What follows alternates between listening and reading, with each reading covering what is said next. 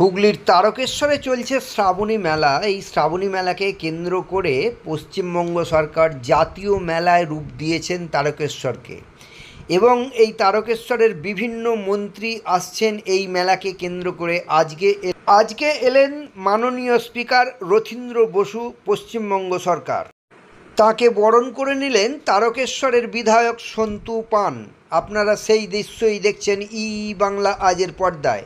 তাকে বরণ করা হচ্ছে, দেখুন, তাকে উত্তরীয় বরণ করা হচ্ছে। এছাড়াও তাকে দেয়া হলো তারকেশ্বরে চলমান শিব বাবা তারকনাথের প্রতিমূর্তি। তার সফরকে কেন্দ্র করে তারকেশ্বরে আঁটোসাঁটো ভাব। তারকেশ্বরের বিভিন্ন এলাকাতে চলছে কঠোর নিরাপত্তা। আপনারা সেই দৃশ্যই দেখছেন বাংলা আজের পর্দায়। তারকেশ্বর থেকে সঞ্জয় গোস্বামীর প্রতিবেদন। এই উপলক্ষে তারকেশ্বরের বিভিন্ন বিজেপি কর্মী এবং নেতাদের লক্ষ্য করা গেল।